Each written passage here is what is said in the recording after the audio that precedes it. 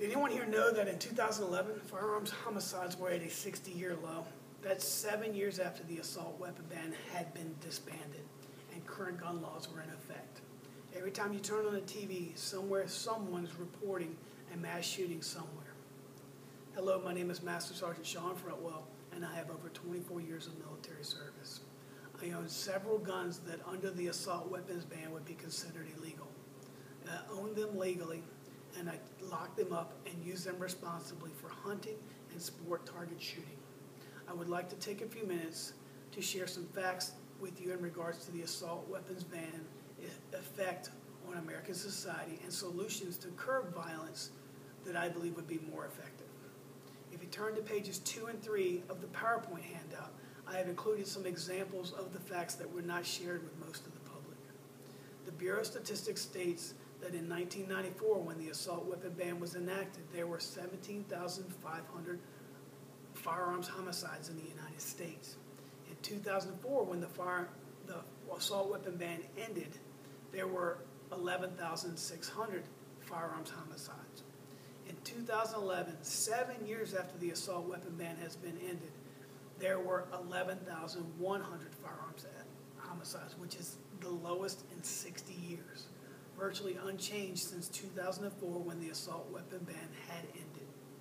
According to FBI statistics from 2011, of the 12,664 murders in the United States, 6,220 of those, or just under half, were committed by handguns. That leaves 323, or 2.5% of the homicides, were committed with rifles, which could include the military-style assault weapon. Mother Jones reported in February 2013 that of the 143 weapons used in the 62 mass shootings reported since 1982, only 20 of those weapons would be considered assault weapons. That's less than 15% of all weapons used since 1982 that would be considered part of the assault weapon ban. If you turn to page 4 of the PowerPoint, I have solutions that I believe would be far more effective than the assault weapon ban. It isn't the gun that takes the innocent life, it's the person who uses the weapon. Current laws is the first topic I'd like to say. There are many laws on the books that studies published by the New York Times shows that most of our civilian population don't even know exist. I've attached a link to this article for your review. The second one would be a screening process.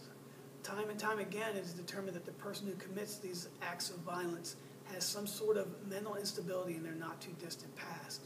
If we can do a better job of screening the gun purchases, it would keep the guns out of the hands of the offenders. They are the causes of your violent crime, not the guns themselves. The next would be a training program. Today, there is a push for some to arm the public, but there are also those that oppose this program.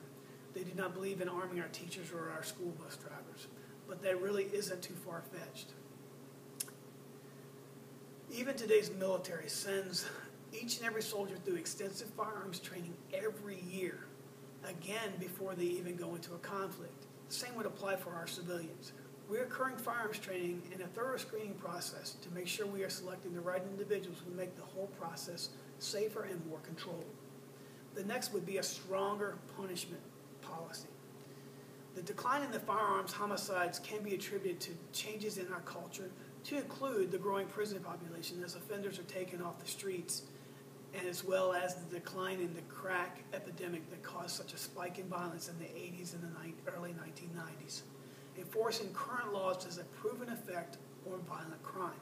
I've also included a couple of articles for your reference to support this statement. The next would be to stop generalization of the firearms. Modern firearms opponents would have you generalize all firearms just because of the way they look or how they fit into your hand. Just because a weapon has a pistol grip does not mean it's an assault weapon. We can all agree that something has to be done about the gun violence we face today, because any gun violence is unacceptable. But when you look at today's violent crimes, we are at an all-time low for the last 60 years. This is in part due to the changes of our society. If we target those who are responsible for the misuse of guns instead of the guns themselves, we can keep the weapons out of the hands of violent criminals and put them into the hands of the law-abiding citizens who wish to preserve our way of life and freedoms that were bestowed upon us as Americans.